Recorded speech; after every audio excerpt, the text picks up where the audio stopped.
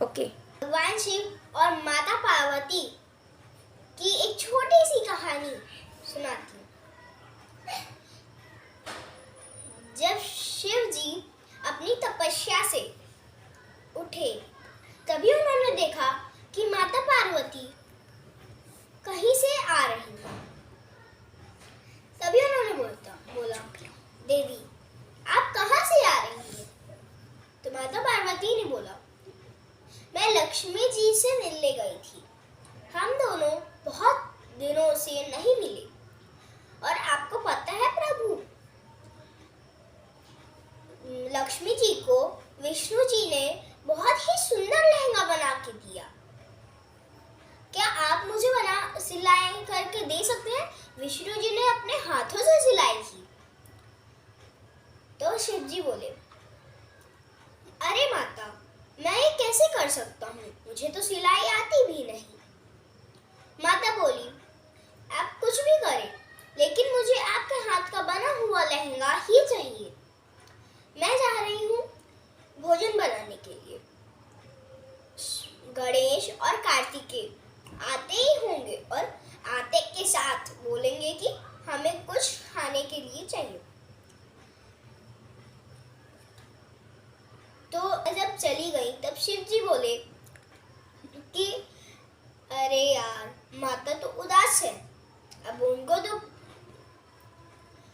तो मनाना ही पड़ेगा। कितने कष्ट होते हैं बीवियों को मनाने के लिए। तभी नंदी जी ने बोला, प्रभु अगर माता को मनाना है तो आप विष्णु जी से जाके मिलिए और बोलिए कि आपने जहाँ से सिलाई सीखी वहाँ का पता बताएं और वहाँ से आप भी सीख सके सिलाई। शिव जी बोले, हाँ नंदी, ये उपाय एकदम अच्छा है। तो शिव जी विष्णु जी के पास पहुंचे और बोले, विष्णु जी आपने सिलाई करना कहाँ से सीखा? तो विष्णु जी ने बोला, मैं यमलोक के एक दर्जी है, उसी से सिलाई सीख के आया था। और उस दर्जी का नाम था मदन। शिव जी यमलोक गए और यमराज से मिले और बोला कि मुझे आपके दर्जी से मिलना है। तो यमराज बोले कि माफ करें प्रभु, लेकिन अभी मदन लाल के पास बहुत से ऐसे ऑर्डर्स हैं जो वो अभी तक खत्म नहीं कर पाया है।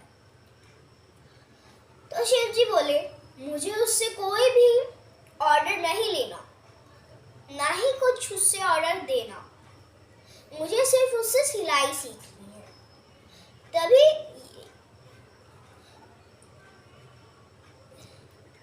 यमराज बोले कि ठीक है, जरूर प्रभु। यमराज शिव जी को मदन लाल के पास ले गए। मदन लाल से जब मिले शिव जी, तभी उन्होंने बोला कि मदन लाल ने बोला कि प्रभु मुझे माफ करना, लेकिन मैं अगर आपके ऑर्डर्स हैं तो मैं आपके ऑर्डर्स पूरे नहीं कर पाऊंगा। शिव जी बोले, नहीं मदन लाल, मेरे से आपके ऑर्डर कुछ भी नहीं है, सिर्फ मुझे आपसे सिलाई सीखनी है। यमराज बोले कि तुम मेरी धोती की चिंता मत करो, मेरी कभी भी तुम सिल सकती हो। और मदन लाल का धरती पे पुनर्जन्म होने वाला था और उसके लिए ज्यादा समय नहीं बचा था। सिर्फ 2-3 हफ्ते। तो शिव जी बोले कि अब मैं आ गया हूँ ना मदन लाल, अब तुम्हारे ऑर्डर्स बहुत जल्दी कंप्लीट होंगे। तो शिव जी को मदन लाल सिलाई सिखाने लगा और शिव जी ने सिलाई सीखते सीखते पहले कटाई और उसके बाद सिलाई सीखा और उसके बाद माता के लिए एकदम सुंदर और कोमल लहंगा बना के तैयार किया। और जब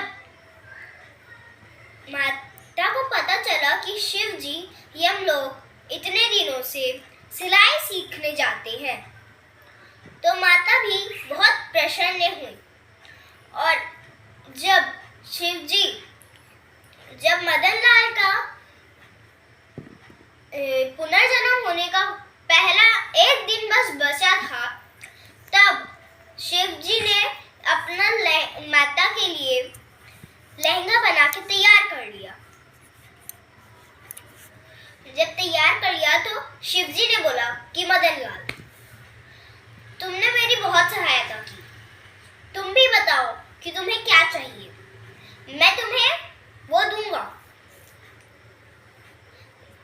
मदन लाल बोला कि नहीं प्रभु, मुझे आपसे कुछ नहीं चाहिए, सिर्फ आपके साथ इतना समय और आपका आशीर्वाद ही मुझे बहुत लगता है। सिर्फ आप अपना आशीर्वाद मेरे ऊपर मेरे पुनर्जन्म में बनाए रखना। शिव जी बोले तथास्तु। और जब माता पार्वती के लिए पर्वत पे पहुंचे, कैलाश पर्वत पे पहुंचे, तब माता पार्वती एकदम सामने खड़ी थी। तभी उन्होंने माता पार्वती को लहंगा दिया और बोला, ये लो माता, ये पहन के आप आइए। माता जल्दी से गई और लहंगे और सज के अन्य चीजें पहन के आई। माता तो बहुत खुश थी और बहुत सुंदर भी लग रही थी उस लहंगे पे। तो शिव जी ने माता को अपने हृदय से चिपका लिया, लगा लिया। धन्यवाद।